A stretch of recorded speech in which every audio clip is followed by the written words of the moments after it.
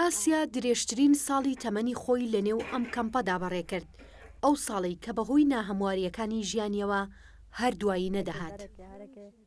خوازم چنە شنگال ژمارە ڕزگار بکەن چنەوەتانی خۆ شانی خۆشترە و خوازم ینی کەس و کاری خۆ هەموو ببینم هەرەکەی دەرەکەیە هەزارە کەچ کوژنی دەستیات دەستی داهاش دەینە دەوڵەتارە فرۆشن و ڕقایێ ینی کەچمامەکەم نە دەستێوەندایان ئەت سووریەت.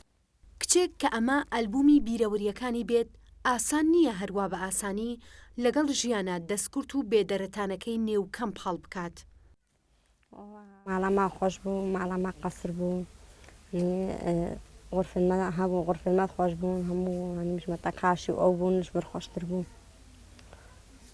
لە ماڵەما خۆش بوو ینی شنگال ماڵەما قەسر بوو ما قەسرا خۆ چێ کرد و ما بازدە. ئەم خێزانە وە خۆیان باسی دەکەن لە شنگال شاهانە ژیاون دەڵێن ئاسیا کە کچە بچووکی خێزانەکەیانە ژووری نووسن و پەر لە ماکیاژ و لە خوێندنگەیەک خوێندوێتی کە وەک خۆی دەڵێت هیچ کەم و کوڕێکی نەبووە. ئەوە بەیەکەوە بە خۆشیە چوونەوە بۆ شاهی بۆ گەڕانەوە و ئەوەی کە بە دڵخۆشیە بە ئێمە نەپارەمانەوێت هیچ شتێمان ناوێت بەوەی دڵخۆشم ئێمە بچن بۆ شنگال. ئەو لە بەهاری تەمەنیدایە جەنگ هەر زوو لە ساڵە شیرینەکانی دابڕێ و هەموو شتێکی جوان و شیرینی ژیانی بۆ کرد بەڕابردوو لەم کەمپەدا بۆی بەجێهێشت.